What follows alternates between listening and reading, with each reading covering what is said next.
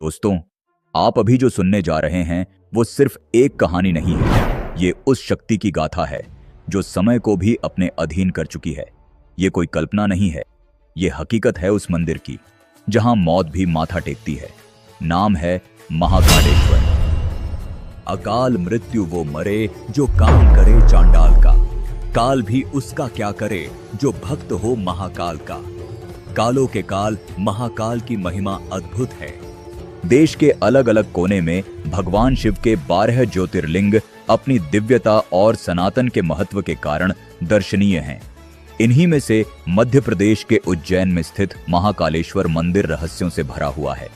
उज्जैन की पवित्र धरती पर स्थित भगवान शिव का ये रूप जो केवल पूज्य नहीं बल्कि भयानक भी है। हर मंदिर की एक कहानी होती है, लेकिन इस मंदिर की कहानी रहस्य, मृत्यु और चमत्कार के बीच कहीं अटकी हुई है। उज्जैन का महाकाल मंदिर कोई साधारण शिवलिंग नहीं है। यह भारत के 12 ज्योतिर्लिंगों में से एक है, लेकिन इसका महत्व बाकी सभी से अलग है क्योंकि यहां विराजमान हैं कालों के भी काल महाकाल।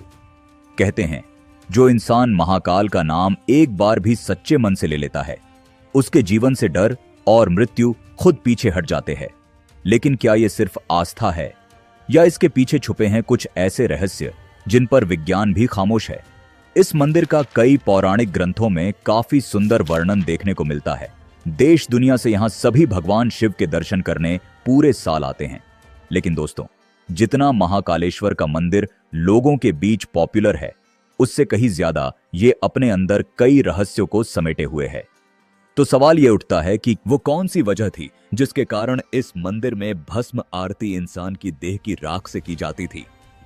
और क्या आज भी यहां पर इंसान की देह की राख से ही भस्म आरती की जाती है? क्या सच में यहां काल भी प्रवेश से पहले अनुमति मांगता है? क्यों कहते हैं कि यहां की आरती देखने मात्र से इंसान की आने वाली विपत्तियां टल जाती हैं? और वो कौन सी अनदेखी शक्ति है जो इस मंदिर से बाहर निकलते ही अदृश्य हो जाती है? इतिहासकार कहते हैं यह केवल पौराणिक मान्यता है, लेकिन साधु संत कहते हैं जिसने महाकाल को देखा नहीं, उसने मृत्यु को कभी समझा ही नहीं। कहीं यह मंदिर समय के नियमों को मोड़ने वाला कोई द्वार तो नहीं, या फिर यह है एक ऐसा स्थान जहां आत्माएं चैन की तलाश में आती हैं? और सबसे बड़ा सवाल, क्यों इस मंदिर के कोतवाल काल भैरव को शराब चढ़ाई जाती है? और आश्चर्यचकित कर देने वाली बात तो यह है कि यहां पर चढ़ाई गई सैकड़ों हजारों लीटर शराब आखिर कहां पर गायब हो जाती है? क्या काल भैरव स्वयं इस शराब का भोग कर लेते हैं? और जब अंग्रेजों ने शराब के इस रहस्य को सुलझाने की कोशिश करने के लिए मंदिर की खुदाई करवाई, तब ऐसा क्या हुआ जिसे देखकर अंग्रेजों के पसीने छूट गए और डर से फिर कभी काल भैरव मंदिर में प्रवेश भी नहीं किया? इतिहास में ऐसी कौन सी घटनाएं घटी है जिसकी वजह से उज्जैन में कोई भी मंत्री या प्रधानमंत्री रात नहीं ठहरता? और मध्य प्रदेश के मुख्यमंत्री मोहन यादव ने इस परंपरा को किस तरह से तोड़ा और उन्हें कुछ क्यों नहीं हुआ? आखिर क्यों इस मंदिर के सामने से बारात को नहीं गुजारा जाता है? क्यों भक्तों को अलग अलग रूप में दर्शन देते हैं महाकाल? मंदिर के विस्तारीकरण के दौरान पुरातत्व विभाग को मिले नरकंकालों के पीछे आखिर कौन सा रहस्य छिपा है? इन तमाम सवालों के जवाब आपको आज की इस वीडियो में जानने को मिलने वाले हैं। इसलिए आज की ये वीडियो काफी इंटरेस्टिंग होने वाली है, तो इस वीडियो को आप शुरू से लेकर अंत तक पूरा देखें। तो चलिए महाकाल का नाम लेकर वीडियो की शुरुआत करते हैं। दोस्तों, महाकालेश्वर मंदिर के रहस्य को जानने से पहले हम ये मंदिर किस तरह से बना था और इस मंदिर का इतिहास क्या है, इसके बारे में जानेंगे। दोस्तों, शिव पुराण की कथा के अनुसार बहुत समय पहले उज्जैन नगरी, जिसे अवंतिकापुरी के नाम से जाना जाता था, यहां पर चंद्रसेन नामक एक प्रतापी राजा राज करते थे। वे पराक्रमी तो थे ही, लेकिन उनकी सबसे बड़ी पहचान थी भगवान शिव का अनन्य भक्त होना। उनके राजमहल में एक अलौकिक शांति का माहौल था। उनका महल सुबह शाम भगवान शिव की आराधना, रुद्राभिषेक और मंत्रोच्चारण से गूंजता रहता था। राजा की मित्रता शिव के परमगण मणिभद्र से थी। मणिभद्र, जो स्वयं कैलाशवासी थे, एक बार जब उज्जैनी आए तो उन्होंने चंद्रसेन को एक अनोखी चिंतामणि भेंट की। यह कोई साधारण रत्न नहीं था। इसे धारण करने वाले के पास अपार ऐश्वर्य, यश और विजय स्वयं चले आते थे।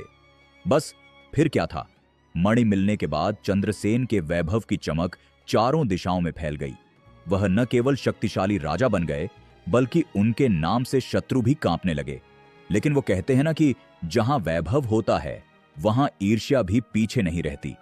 जब यह बात आसपास के राजाओं को पता चली तो चारों ओर के राजा उस चमत्कारी मणि को पाने की लालसा में जलने लगे। एक दिन कुछ राजाओं के साथ मिलकर रिपुरंजन और चंद्रभानु ने उज्जैनी पर चढ़ाई कर दी। युद्ध के नगाड़ों की गूंज से धरती थर्रा उठी। उनकी सेना के सामने चंद्रसेन की सेना काफी कमजोर थी। चंद्रसेन की सेना के सामने शत्रुओं की विशाल सेना थी, लेकिन राजा चंद्रसेन तनिक भी विचलित नहीं हुए। उन्हें विश्वास था कि उनकी शक्ति किसी मणि में नहीं, बल्कि महाकाल की भक्ति में है। इसलिए उन्होंने शस्त्र नहीं उठाए, बल्कि एक तपस्वी की तरह महाकाल वन की ओर बढ़ गए, जहां उन्होंने आंखें मूंद लीं और भगवान शिव के ध्यान में लीन हो गए। उन्होंने ओम नमः शिवाय मंत्र का जाप करना शुरू किया। धीरे धीरे उनकी आत्मा उस महाशक्तिशाली परम शिव में विलीन हो चुकी थी। उसी समय उज्जैनी में एक और संकट सिर उठा रहा था। वह था एक भयानक राक्षस दूषण, जो वेद, यज्ञ और भक्ति का विरोधी था। उज्जैन में शिव भक्तों की बढ़ती संख्या और पूजा पाठ देखकर वह क्रोधित हो उठा। वह अपने असुर सैनिकों के साथ उज्जैन पर आक्रमण करने निकल पड़ा। उसकी मंशा शिव भक्तों का अंत करना, मंदिरों को तोड़ना और भक्ति की जड़ें उखाड़ फेंकना और खुद को भगवान घोषित करना था। उसने उज्जैन की जनता पर अत्याचार करना शुरू कर दिया, जिसकी वजह से अवंतिका यानी कि उज्जैन की जनता में हाहाकार मच गया और वह यहां वहां अपनी जान बचाकर भागने लगे। अब अवंतिका दो दिशाओं से घिर चुकी थी, एक ओर लोभी राजा और दूसरी ओर राक्षसी शक्ति। शहर भय, आशंका और अराजकता में डूब चुका था। इसी दौरान आक्रमण के भय के कारण अवंतिका के एक कोने से एक विधवा गोपी अपने 5 साल के बेटे के साथ आश्रय की तलाश में भटकती हुई उसी महाकाल वन में पहुंच गई। उसने देखा कि एक राजा, जिसने जरूर ऐश्वर्य का जीवन जिया होगा, अब साधक की तरह तपस्या में लीन है। यह दृश्य अद्भुत था।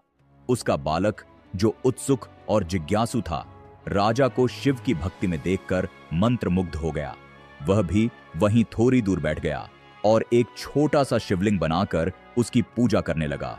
फूल, जल, बेलपत्र जो भी पास मिला वह शिवलिंग पर चढ़ाता गया।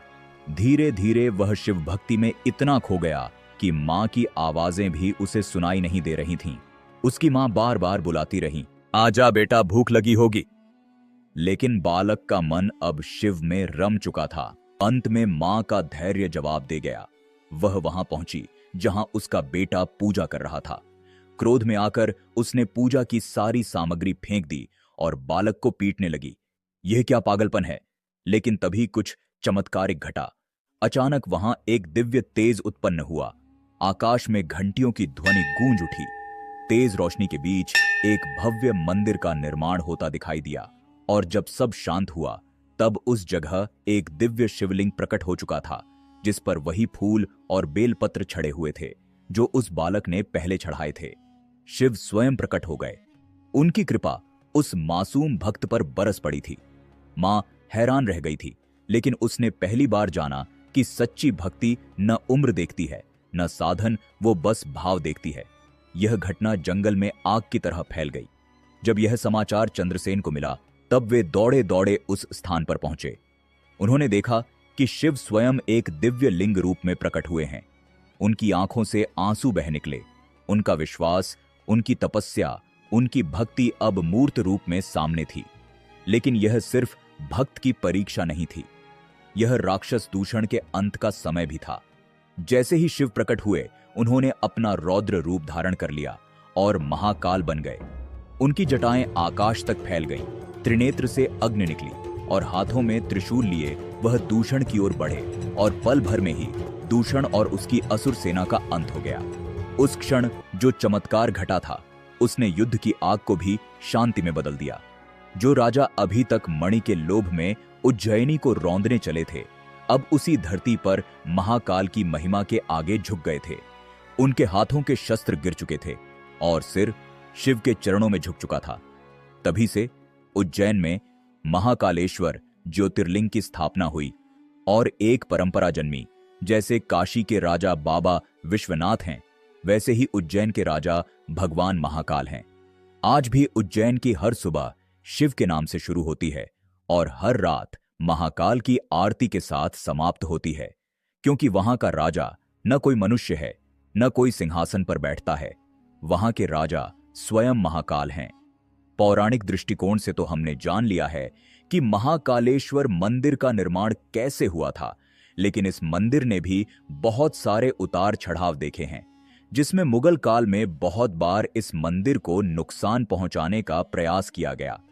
कहा जाता है कि 1235 में महाकालेश्वर मंदिर को दिल्ली के सुल्तान इल्तुतमिश ने पूरी तरह से नष्ट कर दिया था। इस बारे में हम सभी जानते हैं कि किस तरह मुस्लिम आक्रांताओं ने हिंदू धर्म को मिटाने के लिए उनके धार्मिक स्थलों को नष्ट करके वहां पर मस्जिदों का निर्माण करवाया था। उस समय महाकालेश्वर मंदिर लोगों के लिए आस्था का एक केंद्र माना जाता था, लेकिन जब इल्तुतमिश को इस बारे में सूचना मिली तो उसने तुरंत अपने सिपाहियों को मंदिर ध्वस्त करने का आदेश दिया। लेकिन जब हिंदुओं को इस बारे में पता चला तो उन्होंने सिपाहियों के आने से पहले ही महाकाल मंदिर के गर्भगृह में स्थित स्वयंभू ज्योतिर्लिंग को आक्रांताओं से सुरक्षित बचाने के लिए पास में ही बने एक कुएं में रखा दिया था। इसके बाद औरंगजेब ने मंदिर के अवशेषों से वहां एक मस्जिद का निर्माण करवा दिया था। मंदिर टूटने के बाद करीब 500 सालों से अधिक समय तक महाकाल का मंदिर जीर्ण शीर्ण अवस्था में रहा और ध्वस्त मंदिर में ही महादेव की पूजा आराधना की जाती रही। लेकिन जब कई वर्षों बाद 1728 में मराठा शूरवीर राणोजी राव सिंधिया ने मुगलों को परास्त किया, तब उन्होंने मंदिर तोड़कर बनाई गई उस मस्जिद को गिराया और 1732 में उज्जैन में फिर से मंदिर का निर्माण कर ज्योतिर्लिंग की स्थापना की। तो चलिए दोस्तों, अब इतिहास और पौराणिक कथा के बाद अब हम बात करते हैं एक एक करके महाकालेश्वर मंदिर से जुड़े हुए तमाम रहस्यों के बारे में। नंबर 1, रहस्यमयी स्वयंभू शिवलिंग। महाकालेश्वर मंदिर में जो शिवलिंग मौजूद है उसके बारे में कहा जाता है कि यह स्वयं उत्पन्न हुआ है, इसको किसी के द्वारा स्थापित नहीं किया गया है। यहां पर शिवलिंग कैसे प्रकट हुआ था, इसके बारे में हमने आपको वीडियो में पहले ही बता दिया है। महाकालेश्वर मंदिर में जो भी श्रद्धालु आता है उसे खुद अनुभूति होती है कि वास्तव में यहां पर मौजूद शिवलिंग देवीय ऊर्जा से भरपूर है। भक्तों का मानना है कि महाकालेश्वर के शिवलिंग में उनकी गहरी इच्छाओं को पूरा करने और उन्हें बुरी शक्तियों से सुरक्षा प्रदान करने की शक्ति है। महाकालेश्वर मंदिर के शिखर के ठीक ऊपर कर्क रेखा गुजरती है, इसलिए इसे पृथ्वी का नाभिस्थल भी कहा जाता है। सावन के महीने में दूर दूर से लोग महाकालेश्वर मंदिर आते हैं। पवित्र महीने के सोमवार को महाकाल के दर्शन बेहद शुभ माने जाते हैं। यहाँ कण कण में शिव का वास है। यह भक्ति, आस्था और आराधना का वह दरबार है जहां भक्तों के सभी कष्टों का निवारण होता है और अंत में मोक्ष प्राप्त होता है।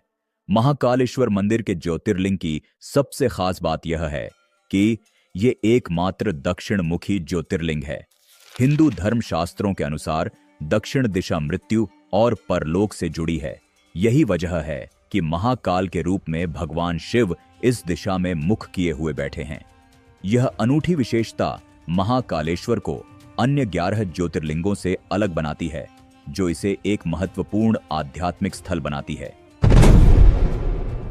नंबर 2, नागचंद्रेश्वर मंदिर से जुड़ा रहस्य। उज्जैन का महाकाल मंदिर 3 तलों में बना हुआ है। सबसे नीचे वाले तल में, जहां पर साक्षात महादेव का ज्योतिर्लिंग स्थापित है, वही मध्य तल में भगवान शिव को ओंकारेश्वर के रूप में पूजा जाता है। वही सबसे ऊपरी तल पर नागचंद्रेश्वर मंदिर है, जो साल में सिर्फ एक बार नाग पंचमी पर खुलता है। ऐसी मान्यता है कि तक्षक नाग आज भी गुप्त स्थान पर यहां रहते हैं। यहां जो प्रतिमा स्थापित है वो मराठा काल की है। इस प्रतिमा में भगवान शिव देवी पार्वती के साथ शेषनाग पर विराजित हैं। विश्व में अन्य कहीं पर भी ऐसी प्रतिमा देखने को नहीं मिलती है। नंबर 3, मंदिर का राजा विक्रमादित्य से संबंध। दोस्तों, राजा विक्रमादित्य को इतिहास के सबसे महान राजाओं में से एक माना जाता है, जो अपनी बुद्धि, वीरता और भगवान शिव की भक्ति के लिए जाने जाते हैं। ऐसा माना जाता है कि विक्रमादित्य नियमित रूप से महाकाल से आशीर्वाद लेने के लिए महाकालेश्वर मंदिर आते थे। विक्रमादित्य के साथ मंदिर का जुड़ाव ऐतिहासिक महत्व को और बढ़ा देता है, क्योंकि यह राजा की भक्ति और उनके शासनकाल के दौरान मंदिर के महत्व का प्रमाण है। विक्रमादित्य और मंदिर के साथ उनके जुड़ाव के बारे में कई कहानियां और किंवदंतियां पीढ़ियों से चली आ रही हैं, जो उज्जैन की सांस्कृतिक विरासत को मजबूत करती हैं। बेताल पचीसी और सिंहासन बत्तीसी जैसी कथाओं में विक्रमादित्य और महाकाल के संबंधों का वर्णन है। यह कथाएं बताती हैं कि विक्रमादित्य अपने निर्णयों से पहले महाकाल की आज्ञा लेते थे। नंबर 4, शराब से जुड़ा रहस्य। उज्जैन शहर से महज 8 किलोमीटर की दूरी पर स्थित काल भैरव मंदिर आज करोड़ों लोगों के लिए आस्था का केंद्र है। जो भी भक्त महाकालेश्वर के दर्शन करने के लिए पहुंचते हैं, वह अवश्य ही काल भैरव मंदिर जाते हैं, क्योंकि बिना काल भैरव मंदिर जाए महाकालेश्वर के दर्शन अधूरे माने जाते हैं। मंदिर के पुजारियों के अनुसार इस मंदिर का वर्णन स्कंद पुराण के अवंती खंड में मिलता है। इस मंदिर में भगवान काल भैरव के वैष्णव स्वरूप का पूजन किया जाता है। काल भैरव भगवान शिव के रौद्र और तांत्रिक रूप हैं। मान्यताओं के अनुसार काल भैरव तामसिक प्रवृत्ति के देवता माने जाते हैं, इसलिए उन्हें मदिरा यानी शराब का भोग लगाया जाता है। इसलिए महाकालेश्वर मंदिर में भी बाबा काल भैरव को शराब चढ़ाने की परंपरा है। इस मंदिर में शराब चढ़ाने का प्रचलन सदियों से जारी है, लेकिन आज तक ये कोई भी नहीं जान सका कि बाबा काल भैरव को जो शराब चढ़ाई जाती है, आखिर वह जाती कहां है, क्योंकि भक्तों का मानना है कि जो शराब बाबा काल भैरव को चढ़ाई जाती है, उसे स्वयं काल भैरव ही पी जाते हैं। इसके पीछे का कारण है वहां से शराब का गायब हो जाना है। पुजारी शराब से भरा कटोरा भैरव के मुंह के सामने कर देते हैं और देखते ही देखते वह शराब मूर्ति के होठों से गायब हो जाती है। ऐसा लगता है मानो मूर्ति शराब पी रही हो।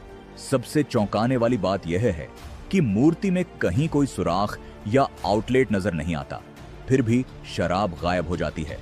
ब्रिटिश काल में एक अंग्रेज अफसर कैप्टन हंटर ने इस चमत्कार को धोखा मानते हुए शराब का पता लगाने के लिए मंदिर की खुदाई करा दी थी और मूर्ति को तुड़वाने की कोशिश भी की थी, लेकिन उसके हाथ कुछ भी नहीं लगा। इस घटना के महज कुछ ही दिनों बाद अंग्रेज अफसर की रहस्यमयी तरीके से मौत हो गई। इस घटना के बाद ब्रिटिश सरकार ने मंदिर परिसर में किसी भी तरह की छेड़छाड़ करने से मना कर दिया। लेकिन अंग्रेजों की तरह इस रहस्य को उजागर करने की कोशिशें कुछ भारतीय वैज्ञानिकों, पत्रकारों और विदेशी पर्यटकों ने भी की थी। 1916 के दशक में कुछ भारतीय वैज्ञानिकों और पुरातत्व विभाग से जुड़े विशेषज्ञों ने मंदिर की मूर्ति और संरचना का निरीक्षण किया। उन्होंने मूर्ति में छेद या पाइपलाइन की जांच करने की कोशिश की, क्योंकि उनको ऐसा लगता था कि मूर्ति के अंदर कोई पाइपलाइन जुड़ी हुई है, जिसके जरिए से शराब कहीं एक जगह पर जमा होती होगी। आधुनिक उपकरणों से स्कैनिंग भी की गई, लेकिन शराब का कहीं भी जमा होने का उन्हें कोई भी बहाना नहीं मिला। इसी तरह से कुछ जर्मन और फ्रेंच डॉक्यूमेंट्री टीमों ने काल भैरव मंदिर पर वीडियो बनाए। उन्होंने HD कैमरों और माइक्रोफोन से मूर्ति की हरकतें रिकॉर्ड करने की कोशिश की, लेकिन कैमरे में मूर्ति के होठों से शराब गायब होती देखी गई, लेकिन उन्हें कोई छेद नजर नहीं आया। एक ब्रिटिश टीम ने इसे a case of collective divine illusion कहकर संबोधित किया, यानी ये आस्था और रहस्य का अद्वितीय मिश्रण है। डॉक्टर वाकणकर तुरंत एक अपनी टीम को लेकर विक्रम विश्वविद्यालय से खुदाई करने पहुंचे और खुदाई की जमीन के अंदर तक, और देखा कि वहां पर कहीं भी वो वाइन उन्हें दिखाई नहीं देती है।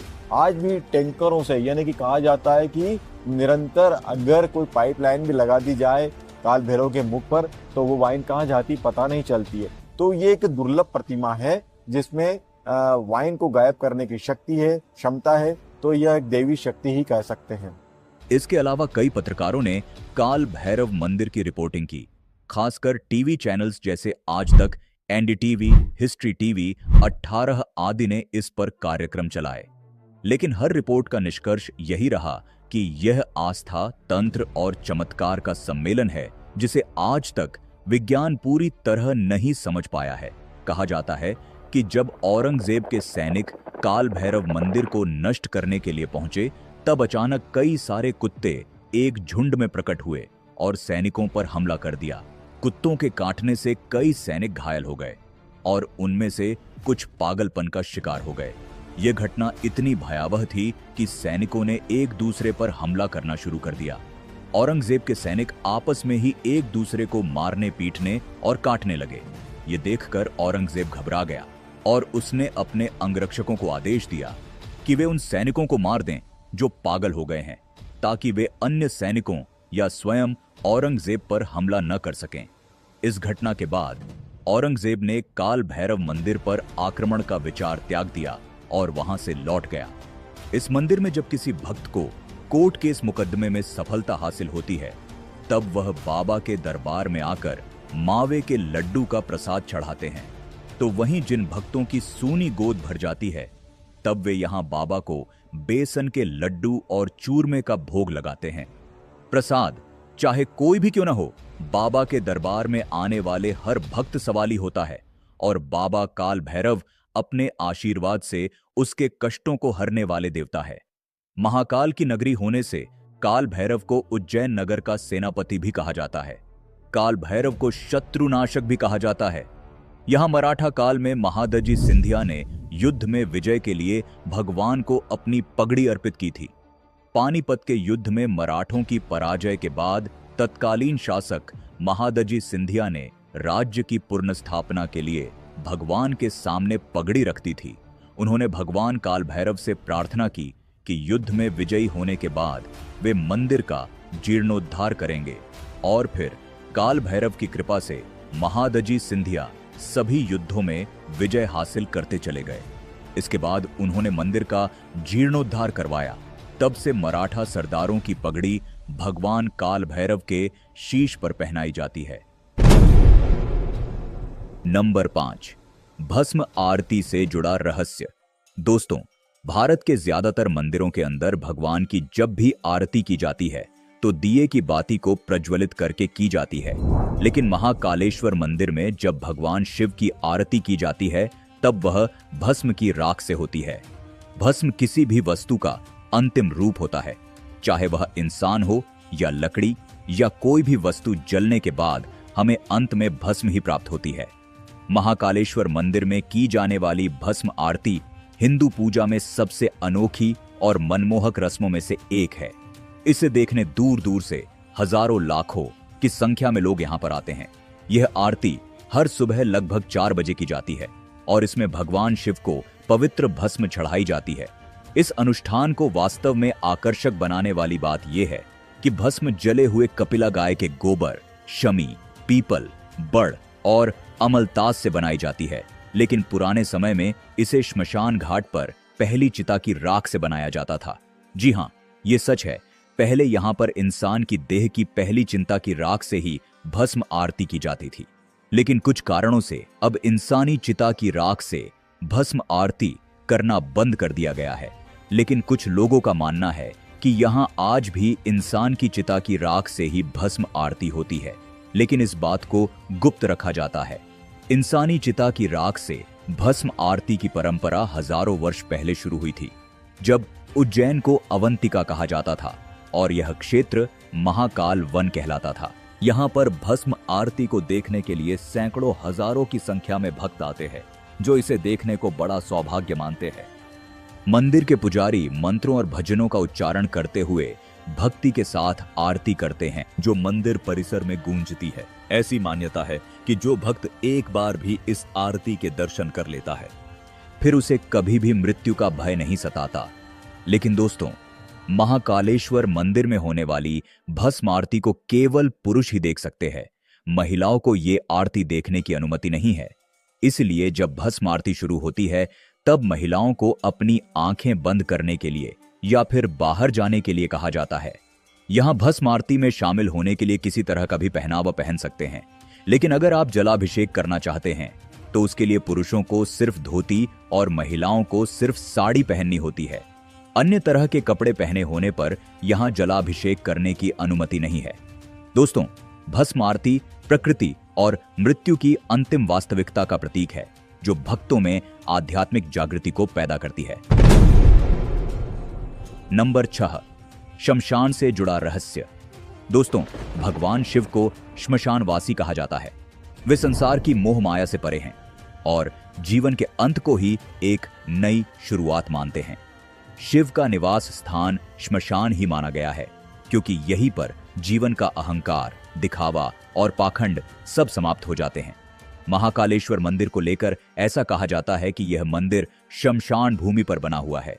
महाकालेश्वर मंदिर का एरिया महाशमशान के नाम से जाना जाता है। प्राचीन समय में इस जगह पर मृतकों का अंतिम संस्कार किया जाता था। यही वजह है कि आज महाकालेश्वर मंदिर को तांत्रिकों का गढ़ भी कहा जाता है।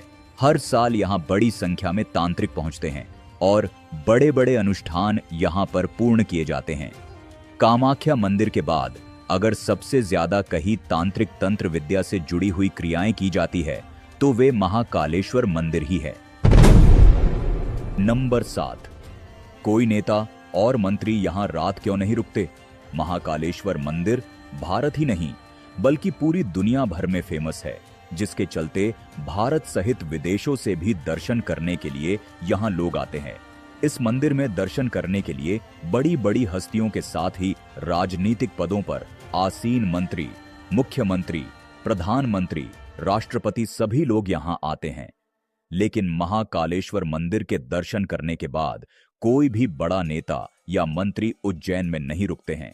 अगर उन्हें रुकना भी होता है तो वह उज्जैन के बाहर किसी होटल या फिर कहीं और रुकते हैं।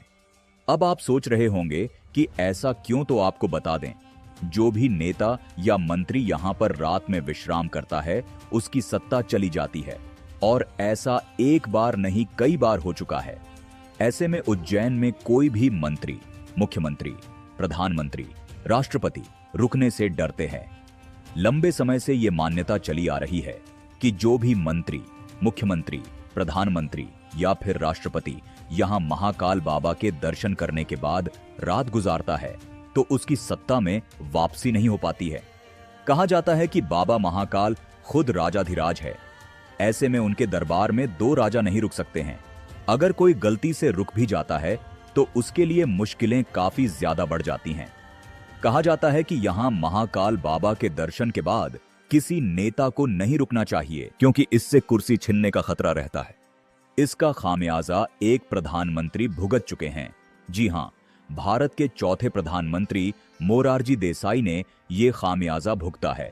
दरअसल वह उज्जैन में बाबा के दर्शन करने के बाद रात रुक गए थे, जिसके बाद दूसरे ही दिन उनकी सत्ता चले गई और उनकी सरकार गिर गई। इतना ही नहीं, कर्नाटक के मुख्यमंत्री येदियुरप्पा भी यहां रात रुक गए थे। ऐसे में उन्हें भी अपने पद से 20 दिनों के अंदर ही त्याग पत्र देना पड़ गया था। इन घटनाओं के चलते ये बात प्रबल हो गई कि उज्जैन में रात्रि विश्राम करना शासकों के लिए अशुभ हो सकता है। प्रधानमंत्री नरेंद्र मोदी भी महाकालेश्वर मंदिर के दर्शन करने के लिए कुछ समय पहले गए थे, लेकिन वह भी उज्जैन की नगरी में नहीं रुके थे। लेकिन मध्य प्रदेश के वर्तमान मुख्यमंत्री मोहन यादव, जो स्वयं उज्जैन के निवासी हैं, ने इस मान्यता को तोड़ते हुए 16 दिसंबर 2023 की रात उज्जैन में रात बिताई। उन्होंने कहा, मैं महाकाल का बेटा हूं, इसलिए रुक सकता हूं। उनका मानना है कि महाकाल पूरे ब्रह्मांड के राजा हैं और हम उनके केवल सेवक मात्र हैं, इसलिए उनके नगर में रुकने में कोई आपत्ति नहीं होनी चाहिए। उज्जैन में शासकों का रात्रि विश्राम न करने की परंपरा एक प्राचीन मान्यता पर आधारित है, जिसे समय समय पर विभिन्न घटनाओं से बल मिला है। हालांकि मुख्यमंत्री मोहन यादव ने इस मान्यता को चुनौती देते हुए उज्जैन में रात बिताई और इसे एक नई सोच के रूप में प्रस्तुत किया। नंबर 8, अलग अलग रूपों में देते हैं महाकाल बाबा दर्शन। दोस्तों, उज्जैन में विराजित महाकाल एक ही है, लेकिन वह अपने भक्तों को अलग अलग रूपों में दर्शन देते हैं। हर वर्ष और पर्व के अनुरूप ही उनका श्रृंगार किया जाता है। भगवान शिव के अलग अलग स्वरूपों का दर्शन करने के लिए हर साल लाखों की संख्या में लोग उज्जैन पहुंचते हैं। जैसे शिवरात्रि में वह दूल्हा बनते हैं, तो श्रावण मास में राजाधिराज बन जाते हैं। दिवाली में जहां महाकाल का आंगन दीपों से सज जाता है, तो होली में गुलाल से रंग जाता है। जहां ग्रीष्म रथु में महाकाल के मस्तक में मटकियों से जल गिरता है, तो कार्तिक मास में भगवान विष्णु को सृष्टि का कार्यभार सौंपने के लिए पालकी में विराजित हो जाते हैं। महाकाल के हर एक रूप को देखकर व्यक्ति मोहित हो जाता है। महाकालेश्वर मंदिर को उज्जैन का राजा माना जाता है और यह मान्यता है कि उनके सामने से कोई भी व्यक्ति घोड़े या अन्य सवारी पर नहीं जा सकता। विशेष रूप से बारातों में दूल्हा अक्सर घोड़े पर सवार होता है, जो महाकालेश्वर के सामने से सवारी करने के समान होता है। ऐसा करना अपशकुन माना जाता है और मान्यता है कि इससे अनहोनी हो सकती है। महाकालेश्वर मंदिर के सामने से बारात न निकालने की परंपरा सदियों पुरानी है। यह सिर्फ आस्था और सम्मान का प्रतीक है, जिससे यह सुनिश्चित किया जाता है कि कोई भी व्यक्ति महाकालेश्वर के सामने से सवारी करके न जाए। यह परंपरा आज भी उज्जैन में निभाई जाती है।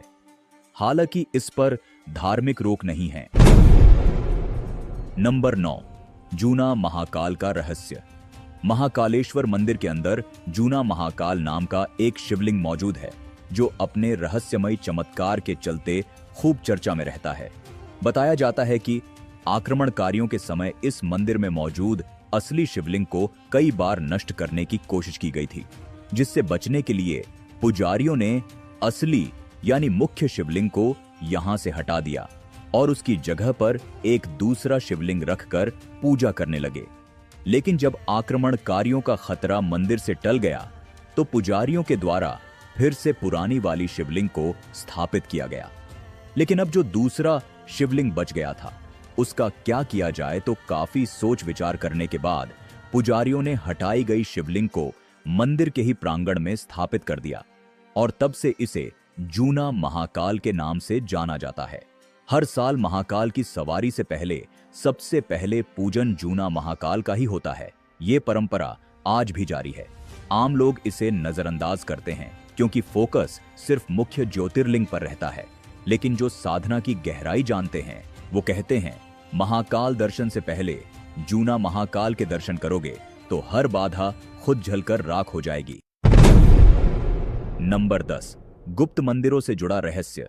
दोस्तों, उज्जैन में महाकाल मंदिर अपनी एक अलग ही भव्यता रखता है, जिसके चलते उज्जैन महाकालेश्वर मंदिर के विस्तारीकरण के दौरान खुदाई में एक प्राचीन मंदिर के अवशेष मिले हैं। मंदिर परिसर में खुदाई के दौरान सैकड़ों साल पुराने अवशेष मिले हैं। मंदिर के नीचे मंदिर होने के प्रमाण मिले हैं। मूर्तियां, गुंबद का हिस्सा, मिट्टी के बर्तन समेत कई ऐसी प्राचीन चीजें मिली हैं जो कई रहस्यों को जन्म दे रही हैं। खुदाई के दौरान मिले अवशेषों के बाद अब लोगों के मन में तमाम तरह के सवाल आ रहे थे कि क्या महाकालेश्वर मंदिर के नीचे भी कोई दूसरा मंदिर मौजूद है। इन सभी सवालों को ध्यान में रखते हुए जब जांच की गई तो मंदिर के उत्तरी छोर में दूसरे मंदिर के प्रमाण मिले हैं, जिसमें उत्कृष्ट खंभे, आधार ब्लॉक, मंदिर के गुंबद के हिस्से और पत्थर के नक्काशीदार रथ शामिल हैं। ये अवशेष 11वीं और 12वीं शताब्दी के बीच के बताए जा रहे हैं। वहीं महाकाल मंदिर के दक्षिणी छोर के गर्भ में कई पुरानी दीवारें दबी मिली हैं। हालांकि इस रहस्य को अभी तक सरकार भी उजागर नहीं कर पाई है कि आखिर महाकालेश्वर मंदिर के नीचे एक और मंदिर का क्या राज है, लेकिन इसमें भी भोलेनाथ का कोई न कोई चमत्कार अवश्य छुपा होगा। मंदिरों के अवशेषों के साथ ही पुरातत्व विभाग को कुछ नरकंकाल भी मिले हैं। ये कंकाल किसके हैं और इसका मंदिर से क्या संबंध है, यह आज भी रहस्य ही है। 20 फीट की गहराई में खुदाई के दौरान बताया जा रहा है कि टुकड़ों में बिखरे पड़े नरकंकाल मिले हैं। पुरातत्व विभाग के अनुसार परमार कालीन शिव परिवार की मूर्तियों के साथ ही अब मानव हड्डियां भी मिल रही हैं। ये हड्डियां कब की है, इसकी जानकारी ऑस्ट्रोलॉजी अध्ययन के बाद ही सामने आ पाएगी। काफी रिसर्च करने के बाद भी पुरातत्व विभाग ये नरकंकाल किसके है इसका अभी तक पता नहीं लगा सका है। नंबर 11, महाकाल की शाही सवारी से जुड़ा रहस्य। हर साल श्रावण मास और भाद्रपद के पहले सोमवार तक महाकाल की टोटल 4 से 5 शाही सवारी निकाली जाती है, जो महाकालेश्वर मंदिर के द्वार से शुरू होकर शहर के मुख्य मार्गों से होते हुए रामघाट तक जाती है, जहां शिव जी को क्षिप्रा नदी में स्नान करवाया जाता है। सवारी शाम 4 बजे के बाद शुरू होती है और रात तक चलती है। लेकिन महाकालेश्वर मंदिर में निकाली जाने वाली शाही सवारी के पीछे कुछ ऐसे रहस्य जुड़े हुए हैं जिनके बारे में शायद ही आप जानते हो। आपकी जानकारी के लिए बता दें कि सवारी में सबसे पहले चलते हैं काल भैरव, जो उज्जैन के कोतवाल हैं। माना जाता है कि बिना काल भैरव की अगुवाई के महाकाल कहीं नहीं जाते। वे पहले रास्ते को सुरक्षित करते हैं, फिर महाकाल निकलते हैं। कई तांत्रिकों का दावा है कि इस दिन सिर्फ भक्त ही नहीं बल्कि दूसरी दुनिया की शक्तियां भी शामिल होती हैं। इसीलिए इस दिन उज्जैन में तांत्रिक साधना चरम पर होती है। ऐसा माना जाता है कि महाकाल की सवारी का दर्शन काल से मुक्ति दिला सकता है। खासकर वे लोग जो कष्ट, रोग या मृत्यु भय से जूझ रहे होते हैं, उनके लिए यह दिन वरदान है। इसीलिए लाखों लोग जान जोखिम में डालकर भी सवारी में शामिल होते हैं। कई बार मूसलाधार बारिश, आंधी, तूफान या बिजली गिरने के बावजूद सवारी 1 सेकंड के लिए भी नहीं रुकती। मान्यता है कि काल भी रुक जाए, पर महाकाल की सवारी नहीं। जिस रास्ते से दिन में महाकाल गुजरते हैं, रात को वह रास्ता ऊर्जा संवेदनशील हो जाता है। तो दोस्तों, ये थे महाकालेश्वर मंदिर से जुड़े हुए सभी रहस्य जिनके बारे में आज हमने इस वीडियो में बात की। उम्मीद करते हैं आपको हमारा यह वीडियो पसंद आया होगा। इसलिए आपसे गुजारिश है कि इस वीडियो को बिना लाइक किए ना जाए, और अगर आप महादेव के सच्चे भक्त हैं तो कमेंट बॉक्स में हर हर महादेव अवश्य लिखें। अंत तक हमारे साथ बने रहने के लिए धन्यवाद।